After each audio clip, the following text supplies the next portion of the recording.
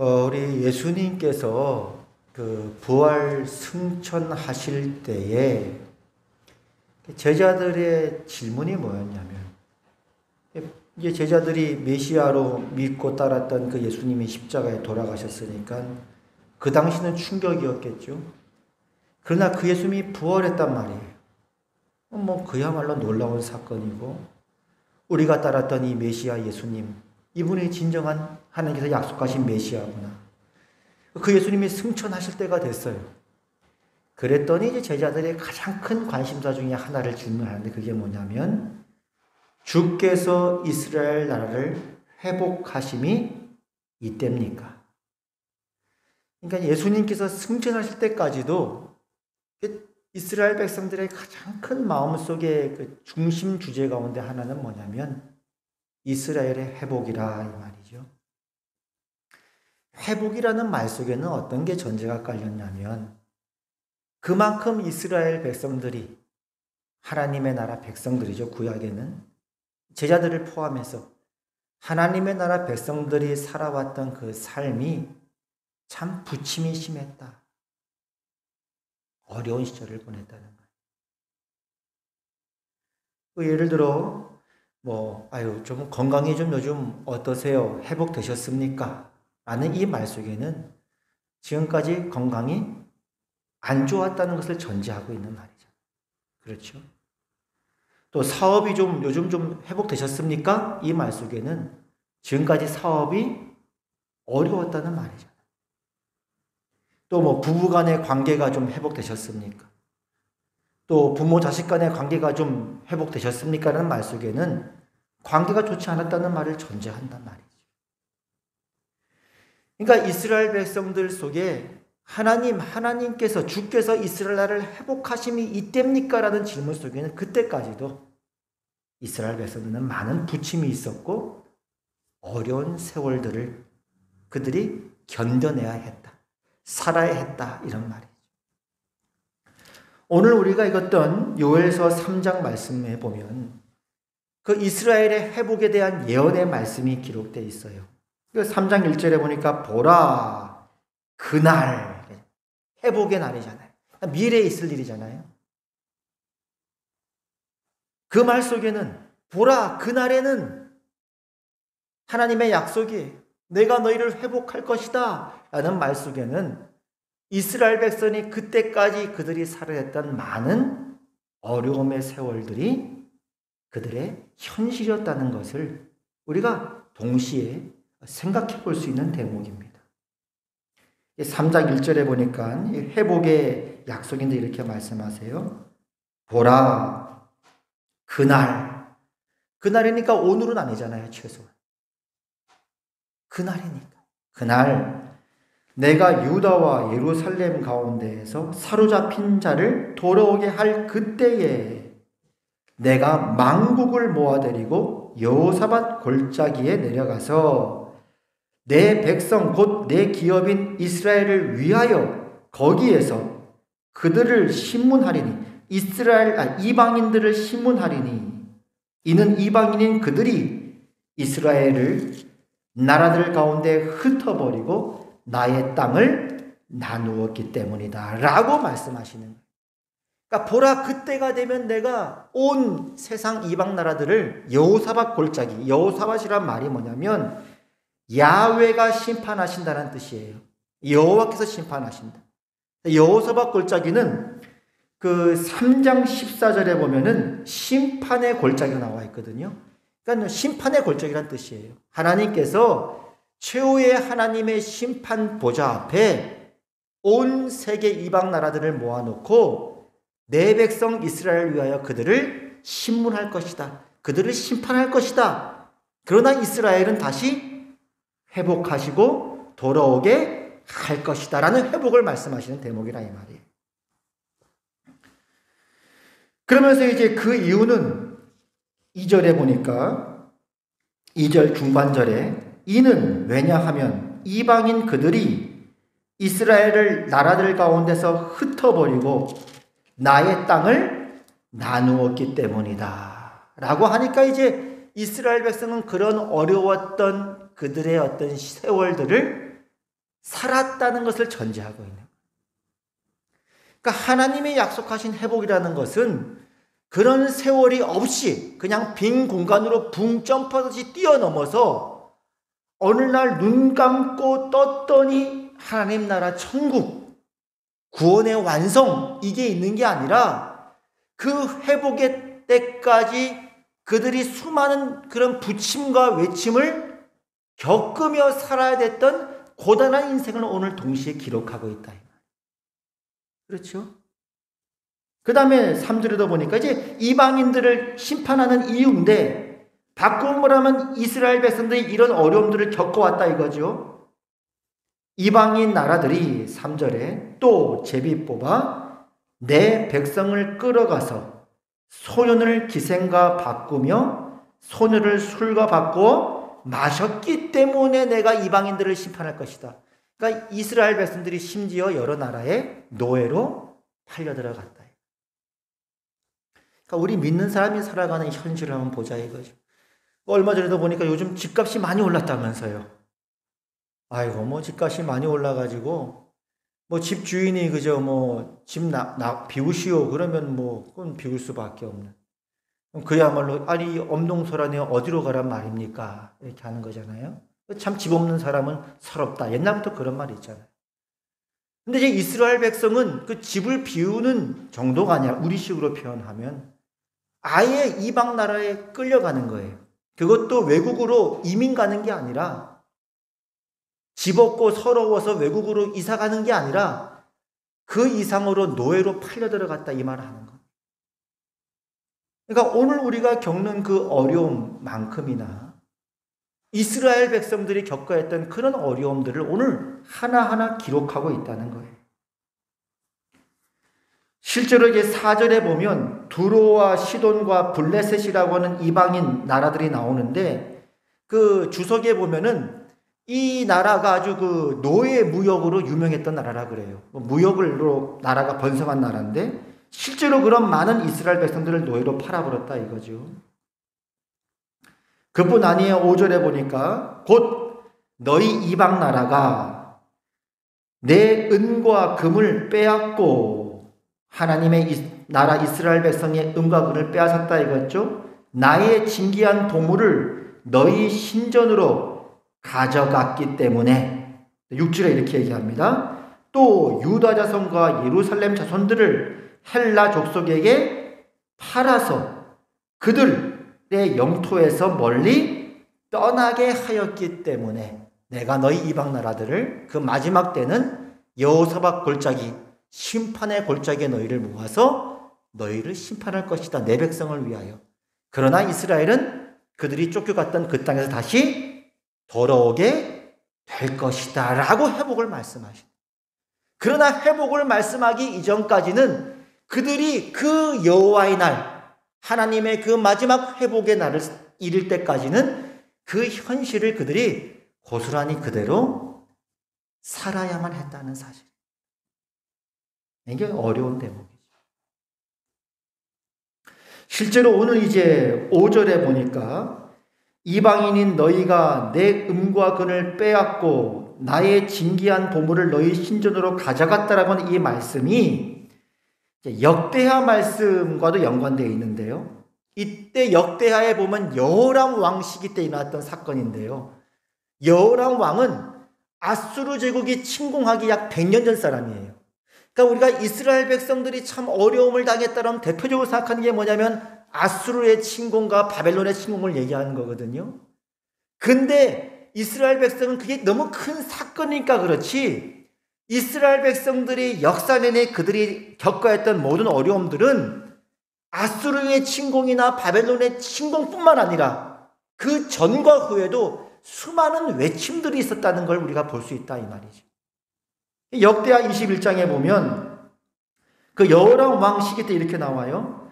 구스에서 가까운 아라비아 사람들 그들이 올라와서 유다를 침략하여 왕궁의 모든 재물과 그의 아들들과 아내들을 탈취하였으므로 막내 아들 여호아스 외에는 한 아들도 남지 아니하였더라라고 나와요. 그러니까 이스라엘 백성들이 겪어야 했던 그 수많은 어려움들 속에는 바벨론과 아수르의 침공뿐만 아니라 그것이 워낙 큰 사건이라 그걸 대표로 얘기하는 것이지만 그 전후에도 수많은 어려움들이 어제 오늘의 일이 아닌 수많은 어려움들이 그들이 살았던 삶 가운데 있어 왔다라는 것입니다. 오늘 말씀을 이제 정리하면 이렇게 정리할 수 있습니다. 오늘 말씀은 이스라엘의 회복을 예언하신 말씀인데 이 회복이라고 하는 단어는 이 구약 성경뿐만 아니라 예수님께서 승천하실 당시에도 제자들의 질문이었어요. 주께서 이스라엘 나라를 회복하심이 이때입니까? 라는 회복의 질문 속에는 바꾸어 말하면 그들이 살아냈던 수많은 어려웠던 힘겨웠던 세월들을 전제로 하고 있다 이 말이죠. 실제로 오늘 요엘서에서 보듯이 수많은 이스라엘이 살았던 생애 가운데 있었던 사건들을 열거하고 있는데 그들이 이방에 흩어져서 노예가 되고 침공을 받고 보물을 빼앗기고 했던 등등의 많은 일들이 지금 열거되어 있다 이 말이에요. 그런데 우리가 한 가지 기억할 것은 보라 내가 너희를 이제 장차 회복할 거야 라고 미래의 어떤 그 일을 약속하셨지만 그 회복이라는 것이 우리의 고단한 현실은 없고 그냥 붕 떠가지고 어느 날 자고 일어났더니 붕 떠서 그냥 구원이 완성되고 하나님의 최후의 심판이 있고 우리가 하나님의 그 약속된 그 상급을 받고 그것이 아니라 그 회복에 이르기까지 이 모든 어려웠던 현실을 고스란히 그들이 살아가야 했다는 거라 이 말이에요. 그러니까 어떤 우리의 질문이 있냐면 그래도 이스라엘인데요. 그래도 이스라엘 아닙니까? 하나님께서 사랑하시고 하나님께서 택한 하나님의 백성들인데요. 이러한 어려움들을 그들이 겪어야만 했습니까? 우리식으로 표현하면 우리가 살아가는 현실 속에 어려움이 닥칠 수 있어요. 그럼 우리는 뭐라고 처음으로 하나님께 질문할 수 있냐면 하나님 우리 사랑하시는데 왜 그러세요? 우리가 남입니까? 우리가 하나님의 백성인데요. 하나님께서 우리를 택하셨는데요. 왜 이런 일들이 우리가 살아가는 삶 속에 있어야 합니까? 라는 질문이 있다 이 말이에요. 물론 우리가 겪는 여러 고난 속에는 여러 가지가 있어요. 이스라엘 백성들이 나오듯이 그 구약 성경 나오듯이 하나님의 징계일 수도 있고 우리를 더 정금같이 연단하고자 하는 것일 수도 있고 아니면 우리를 더 하나님의 거룩한 백성으로 빚기 위해서일 수도 있고 아니면 욥기처럼 알 수 없는 고난일 수도 있고 수많은 것들이 있는 걸 알고 있어요. 또 이방인들이 침공하는 것도 하나님께서 이방인들을 그저 하나님의 그 해초리로 사용하신 것도 알고 있어요. 그럼에도 불구하고 우리가 살아가는 게 너무너무 힘들거나 힘에 겨울 때는 우리의 신앙이 흔들릴 수도 있다. 그걸 몰라서가 아니라 내가 힘드니까 내가 어려우니까.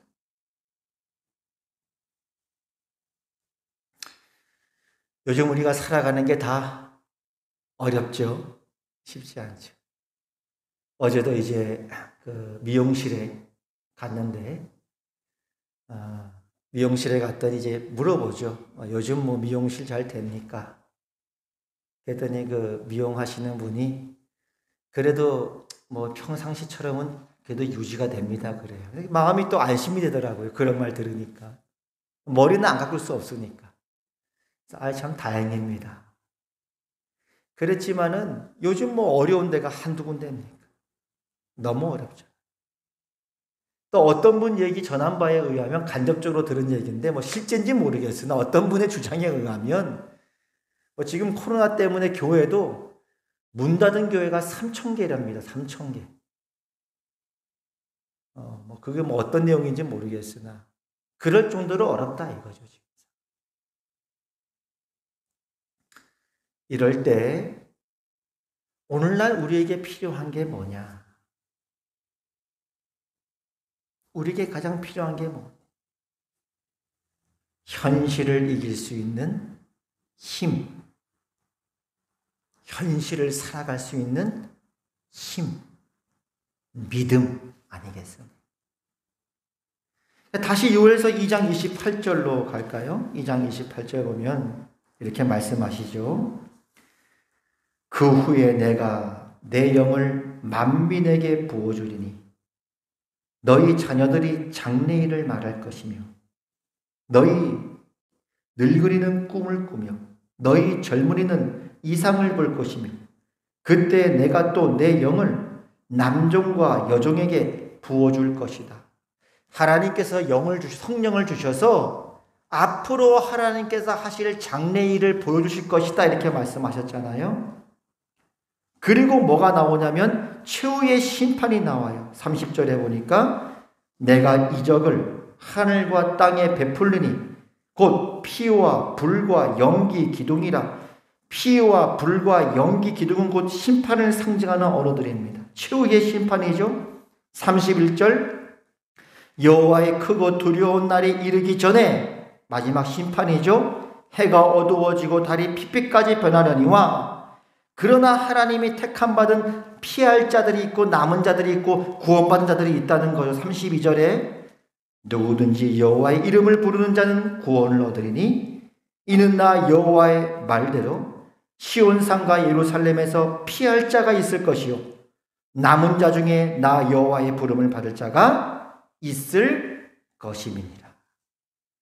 그러니까 여기서 말하는 동일한 내용이에요. 하나님께서 하나님의 영을 부어줄 때 우리의 믿음의 눈이 열려져서 하나님께서 장차 이루실 장래일을 우리에게 보여주실 것인데 그것은 뭐냐면 이 세상을 향한 하나님의 최후의 심판이에요. 하나님이 택함받은 하나님의 백성에게는 피하여 남을 자가 있을 것이고 그들은 구원을 받게 될 것이다 라고 하는 하나님의 온 우주적인 하나님의 계획을 우리에게 보여주신다 이 말씀입니다. 그러니까 이 믿음이 있으면 이것이 우리가 겪어야 되는 많은 어려운 상황들을 살아낼 수 있는 힘과 믿음을 하나님 우리에게 약속하시는 것이기도 하는 것이죠. 하박국서도 마찬가지 원리인데요. 하박국 선지자에게 이렇게 말씀하셨죠. 의인은 그의 믿음으로 말미암아 살리라. 그래서 믿음이 나오는 거예요. 어떤 믿음이냐? 이방 나라를 향한 심판이에요. 여호사밧 골짜기에서 이방 나라를 심판할 것이다. 이렇게 말씀하고 있어요. 이방인 너가 여러 나라를 노략하였으므로 그 모든 민족의 남은 자가 너를 노략하니니 이는 너 바벨론 너 이방인이 사람의 피를 흘렸으며 또 땅과 성읍과 그 안의 모든 주민에게 강포를 행하였음이니라. 피로 성읍을 건설하며 불의로 성을 건축하는 자에게 화 있을진저 라고 해서 이방인의 심판을 선언한 다음에 이스라엘의 구원을 말씀하세요. 주께서 주의 백성을 구원하시려고 기름 부은 받은 자를 구원하시려고 나오사 악인의 집에 머리를 치시며 그 기초를 바닥까지 드러내셨나이다 셀라라고 말씀하셔서 이방인의 심판과 이스라엘의 구원의 회복을 말씀하신 다음에 그렇게 믿음의 눈이 열려지고 믿음이 생기게 되자 하박국이 드디어 이렇게 고백하는 거죠. 비록 무화과 나무가 무성하지 못하며 포도나무에 열매가 없으며 감람나무에 소출이 없으며 밭에 먹을 것이 없으며 우리의 양이 없으며 외양간에 소가 없을지라도 나는 여호와로 말미암아 즐거워하며 나의 구원의 하나님으로 말미암아 기뻐하리로다. 그러니까 성경은 계속적으로 이 말씀을 하는 거예요. 하나님의 백성이지만 하나님이 사랑하시고 택한 이스라엘 백성이지만 그리고 하나님께서 반드시 그 백성들을 사랑하셔서 구원을 이룰 것이고 완성하실 것이고 이방 이스라엘을 괴롭혔던 많은 이방 나라들은 하나님께서 심판하실 것이지만 그것이 눈을 또 감고 떴더니 그냥 이루어지는 현실이 아니라 수많은 어떤 면에서는 고단하고 어려운 그런 현실들을 그들이 살아나야 됐고, 그러나 그런 현실들을 살아갈 수 있는 힘, 그거를 극복하고 이길 수 있는 힘이 어디서 생겼느냐? 믿음에서 생겼다. 그 믿음이 뭡니까? 하나님 나라의 완성과 이방 나라의 심판이라는 그 하나님의 그 약속 속에서 그것들을 이겨나갔다는 사실. 그러면 이제 요즘 생각해 보는 거예요. 믿음이 좋다는 게 뭐냐? 믿음이라는 게 뭐냐? 체념하지 않는 것. 그런 생각이 자꾸 들어요. 체념하지 않는 것. 자포자기하지 않는 것. 소망 가운데 오늘 하루를 살아가는 것. 그것이 대단한 믿음이라는 생각이 듭니다.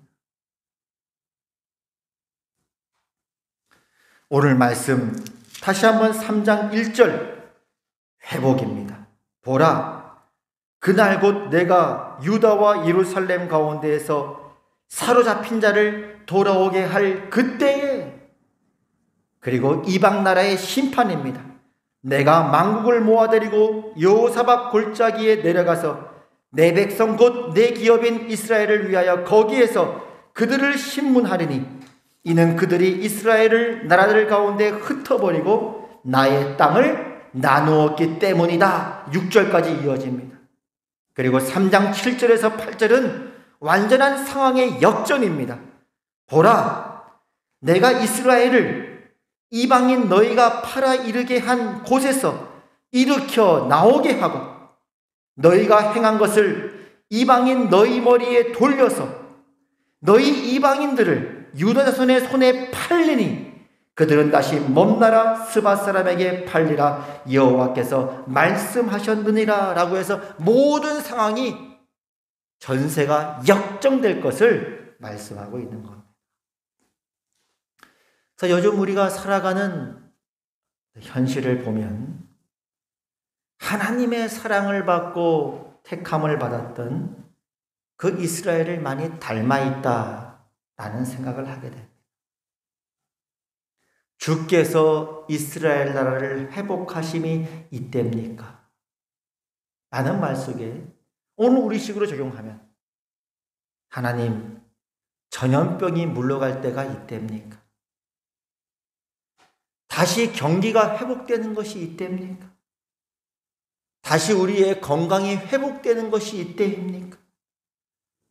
부부관계가 다시 회복되고 부모 자식 관계가 회복되는 것이 이때입니까? 그런 현실을 살아가는 우리에게 필요한 것은 하나님, 우리 모두에게 성령 충만을 허락하여 주시옵고 믿음의 눈을 열어 주시옵소서. 얼마 전에 전화가 왔어요. 강도희 집사가 전화가 왔어요. 그래서 이제 반갑게 통화를 하는데 다 알죠? 김재원 집사. 어떤 얘기를 하나 했더니 지난주에 설교가 이제 그 후에 내가 내용을 만민에게 부어주리니 너희 자녀들이 장래일을 말할 것이다. 그 설교를 듣고 이제 생각이 나가지고 연락이 왔어요. 무슨 일인가 했더니 올해 그 딸내미 보민이가 7살이 됐거든요. 보민이가 꿈을 꿨대요. 7살짜리가 꿈을 꿨는데 그게 그냥 뭐 꿈 다 꿀 수 있는 건데 그 꿈이 너무너무 생생한 꿈인 거예요. 같은 꿈을 여러 번 반복해서 꿨어요. 꿨는데 그 꿈 내용이 뭐냐라고 들어봤더니 나중에 기회가 되면 내가 좀 더 얘기할 수 있는 기회가 되는지 모르겠으나 보민이 눈높이에 맞게 하나님께서 천국을 보여주신 거예요. 그래서 이제 그 얘기를 하나하나 들어봤어요. 근데 그 말씀이 그 보민이가 꿨던 그 7살짜리가 잘 모를 수 있잖아요. 근데 그 내용이 너무너무 성경하고 이게 맞아떨어지는 거예요. 갔더니 이제 천국을 보여주셨는데 맛있는 걸 가득 차렸대요. 보민이가 물어봤어요. 예수님께. 예수님 누구 생일 잔치예요? 그랬대요. 그랬더니 꿈에서 예수님이 아니야, 이건 생일 잔치가 아니라 결혼식이야. 그랬대.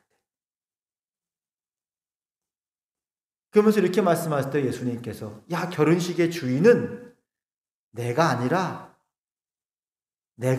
그랬대요. 그럼 결혼식 주인은 누구예요? 그랬더니 이렇게 말씀하셨대요.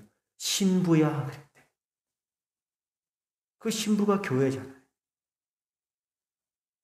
그래가지고 한참 얘기했어요. 그 꿈 얘기를 하는데, 제가 목사인 제가 들어봐도 허황된 꿈이라고 여겨지지 않고 성경에 있는 그대로 그 보민이의 눈높이에 맞게 하나님께서 보여주신 거예요. 그 후에 내가 내 영을 만민에게 부어주리니 너희의 자녀들은 장래일을 볼 것이다.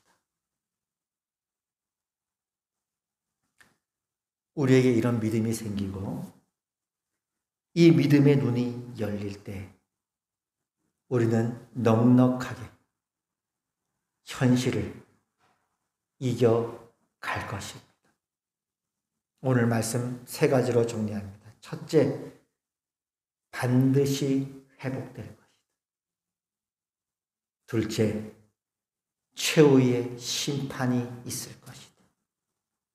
마지막 셋째, 우리는 그리스도와 함께 왕노릇하고 신약의 말씀을 적용하자면 하나님 나라의 기업을 상속으로 받는 대역전이 일어나고야 말 것이다. 오늘 여러분 모두 이 믿음으로 오늘을 체념하지 마시고 자포자기하지 마시고 당당히 믿음 안에 서서 소망 가운데 하루를 살아가시는 여러분 모두가 되시기를 바랍니다. 기도하겠습니다. 하나님 아버지 은혜를 감사합니다. 오늘 우리에게 이 말씀을 주시니 고맙습니다. 반드시 회복될 것이다. 최후의 심판이 있다. 너희는 그리스도와 함께 왕노릇할 것이고 하나님 나라의 기업을 상속하는 역전 승리가 일어나게 될 것이다. 오늘 이 말씀 붙들고 오늘도 믿음으로 살아가게 하여 주시옵소서. 우리에게 믿음을 더하여 주시옵소서. 우리의 심령을 굳게 하여 주시옵소서. 소망이 넘치게 하여 주시옵소서. 성령 하나님 우리에게 더욱 충만하게 임하여 주시옵소서. 예수님 이름으로 기도합니다. 아멘. 아픈데 손 얹으시고 치우기도 하겠습니다. 나사렛 예수 그리스도 이름으로 하나님의 나라가 이곳에 임하였음을 선포합니다. 이 시간 예수 그리스도 이름으로 명령하노니 우리 성도들이 손을 대고 있는 몸 안의 모든 질병들은 예수 그리스도 이름으로 명령하노니 너희는 깨끗하게 떠나갈지어다. 이제는 우리 주 예수 그리스도의 은혜와 하나님 아버지의 그 크신 사랑과 성령 하나님의 감화, 감동, 교통, 위로 역사하심이 오늘 주께서 주시는 꿈과 비전과 환상 가운데 오늘 우리가 처한 현실을 극복하며 믿음으로 살아가도록 부름받은 우리 화평교회 모든 권속들과 하나님 나라의 백성들을 위해 이제부터 영원까지 항상 함께 하시기를 주님의 이름으로 축원하옵나이다.